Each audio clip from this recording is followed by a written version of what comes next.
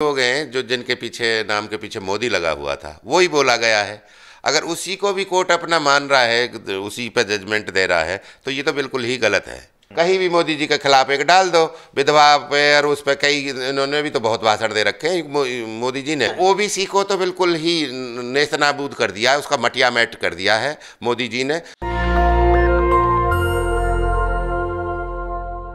मेरे साथ किसान नेता ओबीसी समाज से आने वाले चौधरी साहब हैं। चौधरी साहब, क्या लग रहा है, बीजेपी कह रही कि राहुल गांधी ने ओबीसी का अपमान कर दिया? नहीं, ऐसा कुछ नहीं है। देखो, पर्टिकुलर उस पूरी कास्ट के लिए नहीं बोला गया है।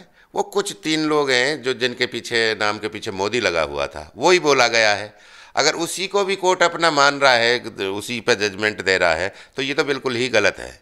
लेकिन इस तरह का जब कानून बना हुआ है और कोई कोर्ट आपको सजा दे दे, तो कानून तो मानेंगे ना कि धरना प्रदर्शन शुरू कर दें। कल तो सारा आरोपी धरना प्रदर्शन करने लगेगा। नहीं, सारा दोष उस बात का नहीं है तो? कि जब उन्होंने, देखो, पर्टिकुलर आदमी के लिए बोला गया है कि क्यों वो निकलते हैं। भाई, कोर्ट ने आपको दोषी साबित किया ना, भारत का संविधान मानते हैं ना, तो ये तो यही लालू यादव को हटाने के लिए जब राहुल गांधी तो ये बिल लाए थे। सर, आप ये नहीं समझ रहे हैं कि जो हमारा टाइम 1 महीने का दिया था, 1 महीने में हमें हाई कोर्ट में या सुप्रीम कोर्ट में, अरे सर, सुप्रीम कोर्ट का आदेश है एडवाइस कि अगर किसी को सजा हो जाती है, किसी जनप्रतिनिधि को, तो उसका इस्तीफा भी होगा।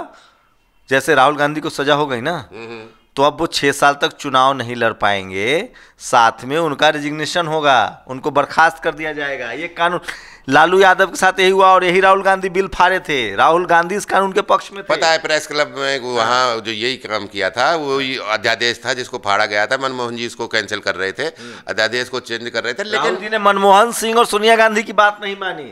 नहीं, वो बात नहीं मानी। लेकिन अगर मान लो उच्च न्यायालय उसको स्टे कर देता है, उस ऑर्डर को, या जो उन्होंने दिया है वहाँ से सूरत की कोर्ट ने, तो हो सकता है उनको वो इसमें वो मिल जाए, रिबेट मिल जाए, छूट मिल जाए। नहीं समझ रहे? अरे नहीं सर, आदेश यही है कि जैसी आपको सजा हुई, आप यही तो मसला है ना कि अब तो ऐसे तो सर पूरा कोई भी पूरा देश ही जेल में चला जाएगा। कौन जिम्मेदार है इसके लिए? नहीं, कौन? राहुल गांधी ने बिल फाड़ा।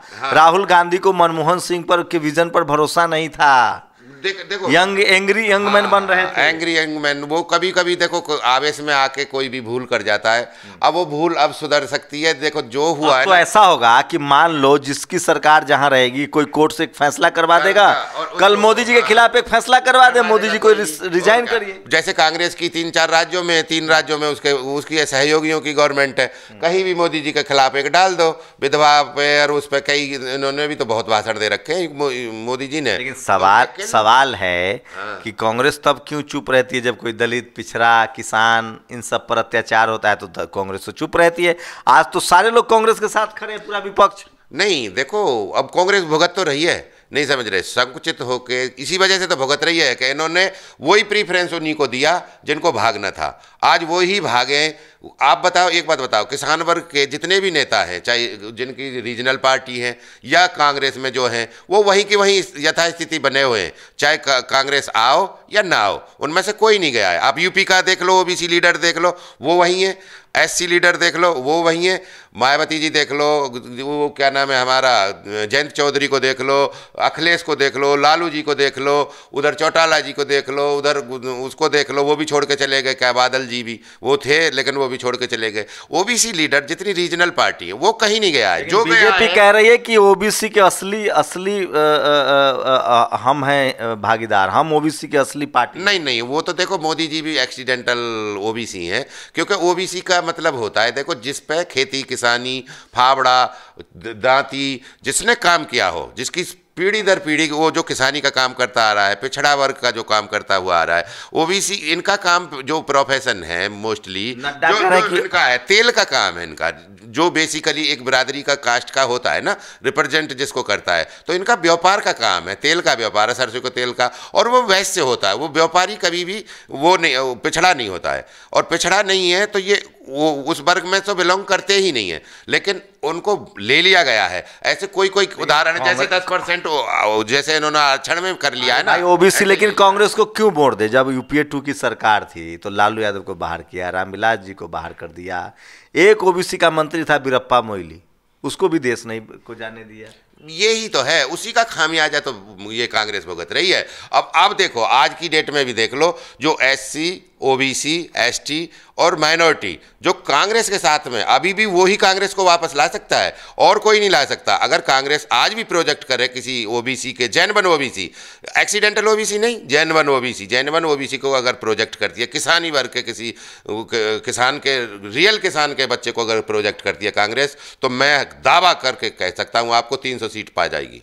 अगर खड़गे नहीं होते तो क्या होता? अगर खड़गे साहब नहीं होते अभी कांग्रेस में तो, हाँ, अगर वो भी नहीं होते तो बिल्कुल कांग्रेस का नाम ही खत्म हो जाता देश से। वो जो मोदी जी ने बोला था कि कांग्रेस मुक्त भारत, क्योंकि जितने भी कांग्रेस में थे वो सब उन्होंने ले लिए, जो लीडर जिनको भागना था, जो ऊपर वाले थे, जो मलाई खा रहे थे ना 60 साल से, जो पागल बना रहे थे ओबीसी वर्ग का, पिछड़े वर्ग का, एससी का, एसटी का जो बना रहे थे, वो सब भाग चुके हैं।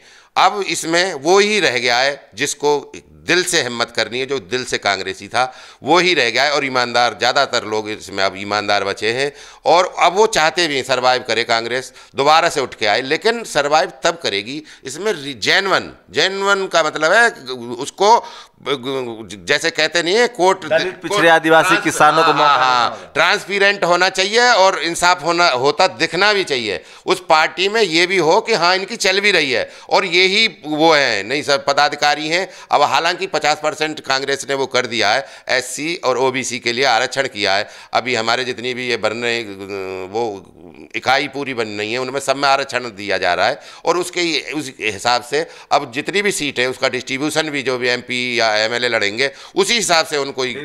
बीजेपी तो करीब 2024 में किसान ओबीसी हमारे साथ आएगा, नहीं, बिहार में ओबीसी अध्यक्ष बनाया। ओबीसी को तो बिल्कुल ही नेस्तनाबूद कर दिया है, उसका मटिया मैट कर दिया है मोदी जी ने, क्योंकि नहीं तो ना तो ओबीसी पे कोल्ड स्टोर है, ना उस पे फार्म हाउस है, ना उस पे कोई वो है हॉस्पिटल है, ना उसके जितने भी डिग्री कॉलेज हैं, मेडिकल कॉलेज हैं। उस ओबीसी का है क्या? उस पे है क्या? ओबीसी पे भी है? बताओ जी, देंगे ओबीसी को मालामाल करेंगे? नहीं, वो सिस्टम जो उन्होंने 2024 के बाद मालामाल, वो केवल व्यापारियों के लिए सिस्टम, जलेबी बना के जो चैन बनाई है ना, जो सिस्टम बनाया है इन्होंने, वो केवल उन्हीं 3% जो लोग हैं, हाईएस्ट जो लोग हैं ना, वो उन्हीं के लिए जा रहा है। हमारे एससी वर्ग पे, ओबीसी वर्ग पे, एसटी वर्ग पे कितने आप बता रहे हो व्यापार कितना करता है?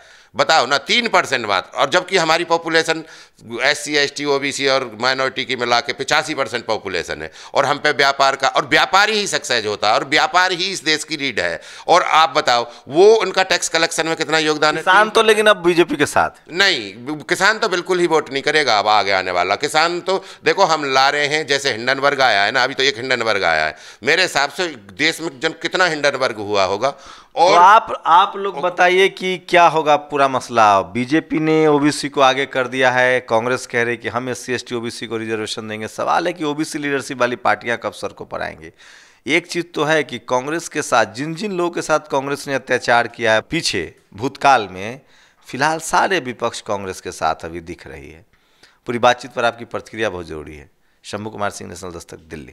नेशनल दस्तक की आपसे गुजारिश है कि अगर इसको बचाना चाहते हैं तो नेशनल दस्तक को सब्सक्राइब करने के लिए रेड कलर के सब्सक्राइब बटन को दबाएं, फिर बेल आइकन की घंटी दबाएं।